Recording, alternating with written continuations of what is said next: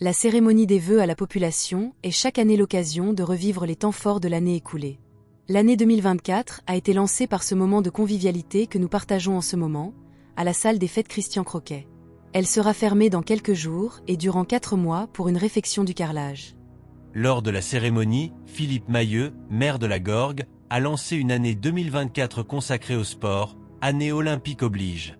Cela s'est traduit concrètement par la mise à l'honneur du monde sportif gorguillon, de ses 1700 licenciés et des athlètes qui portent les couleurs de la Gorgue jusqu'au niveau mondial, mais aussi des bénévoles qui font vivre le tissu associatif local.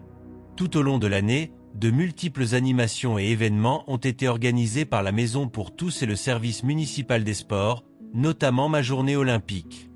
Un moment exceptionnel organisé à quelques jours du lancement des Jeux olympiques et paralympiques de Paris, rassemblant 650 enfants scolarisés dans les 4 écoles de la commune, ponctué d'une parade, d'une danse, de la formation des anneaux olympiques et d'animations sportives et ludiques, sous les ailes du baron Pierre de Coubertin, initiateur des Jeux olympiques modernes. 2024, c'est aussi la poursuite des travaux de rénovation, d'agrandissement et de modernisation de l'hôtel de ville, entrepris en octobre 2022. Après 2 années de travaux, début septembre, agents et élus se sont installés dans leurs nouveaux locaux plus fonctionnels, plus accessibles et plus économes en énergie. Les services ont été ouverts au public le jeudi 12 septembre 2024. Avec d'un côté son beffroi, ses pierres et son balcon et de l'autre côté des briques colorées, du zinc gris et de l'ardoise, le nouvel hôtel de ville fait le lien entre patrimoine et modernité. Symbole de république, de démocratie et de proximité, l'hôtel de ville a été inauguré le 21 septembre 2024, au moment des Journées du patrimoine, un autre symbole. L'inauguration s'est déroulée en présence de Frédéric Loiseau, sous-préfet de Dunkerque, Valentin Belval, vice-président du conseil départemental, Jean-Pierre Bataille, député de la circonscription, Olivier Hainaut, sénateur du Nord, Monique Évrard, conseillère départementale, Jacques Hurlu, président de la communauté de communes Flandre-Lys, mais aussi de la géante Viking Gorguillonne, dont c'était la première sortie officielle. Au cours de l'inauguration, les enfants de Gérard Bunn, maire de la Gorgue de 1971 à 2001, ont dévoilé la plaque qui porte son nom, à l'entrée de la salle du conseil municipal. Tout au long de cette journée inaugurale, la maison commune a été ouverte à la population. 2024, c'est encore la concrétisation d'une politique d'aménagement de la commune pour développer l'offre locative, tout en résorbant des friches industrielles et commerciales à la Gorgue. Après le domaine des Deux-Villes et la rue des Tissages, puis la résidence Wemmel en 2023, la résidence intergénérationnelle Dr Jean-Van Costenoble, avec ses 47 logements, dont 29 sont réservés à des seniors, a accueilli ses premiers locataires en novembre dernier. Dans la salle de convivialité, des activités régulières sont animées par la Maison pour tous. C'est aussi la disparition de la friche commerciale Intermarché, rue Jean Mermoz, qui laisse place aujourd'hui à 94 logements locatifs, dont 14 maisons individuelles. La résidence Michel Jazy, portée par Partenor Habitat, devrait être livrée en juillet 2025. Avec le futur projet d'aménagement de l'ancienne maison de retraite, ce sont au total 204 logements locatifs qui seront créés, permettant à la Gorgue de répondre aux critères de la loi SRU, avec 20% de logements à loyer modéré sur son territoire. Les travaux de la halte fluviale sont terminés.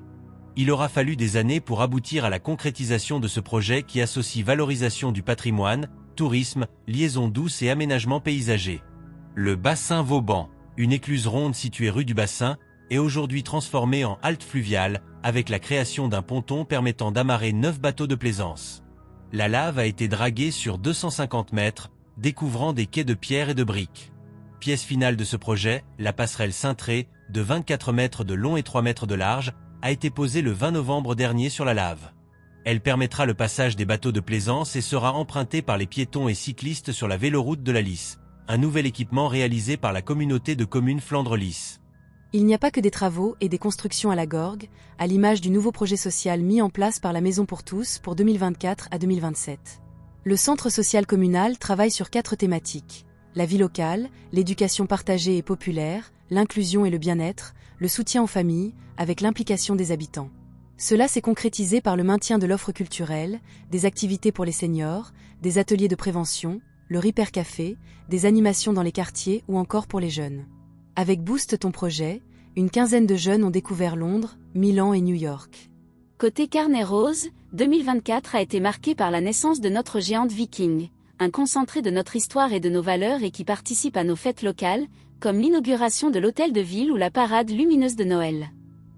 Un événement sera organisé à l'occasion de son baptême, dans les prochains mois. La musique tient une place prépondérante à la Gorgue.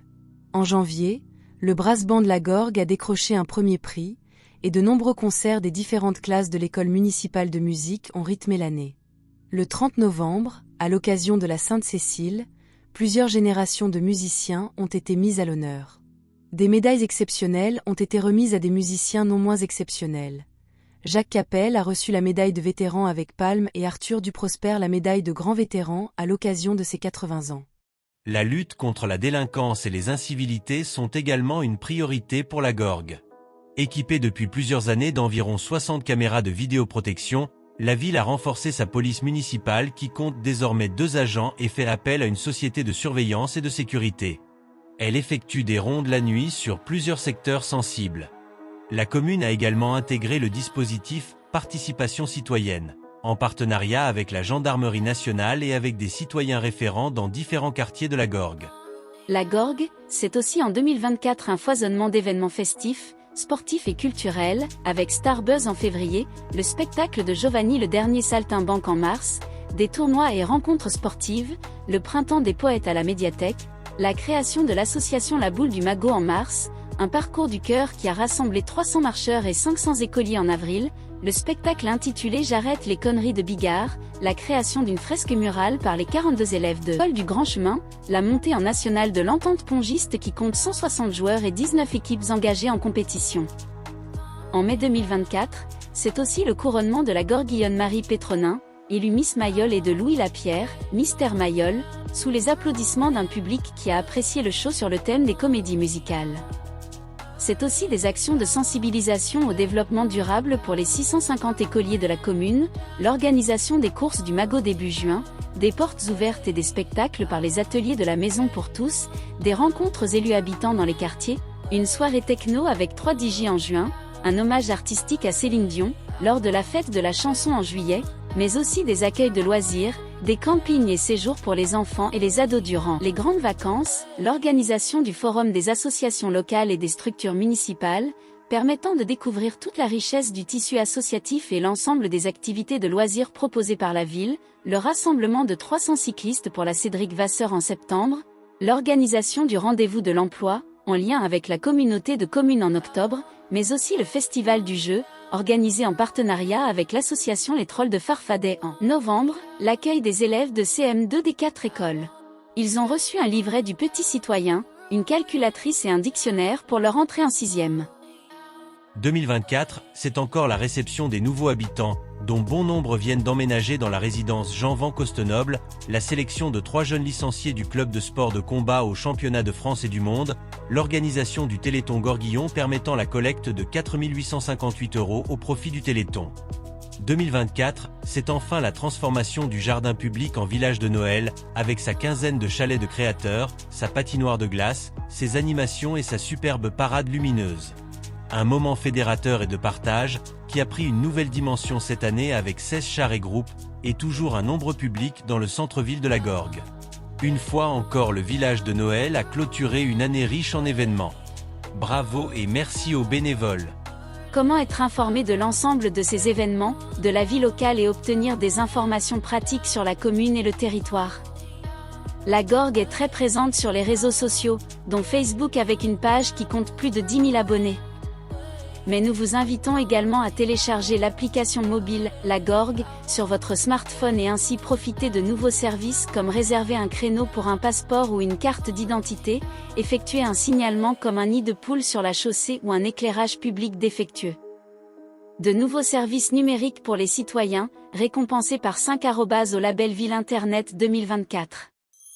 Le conseil municipal et le personnel communal de la ville de la Gorgue vous souhaitent une bonne année 2025.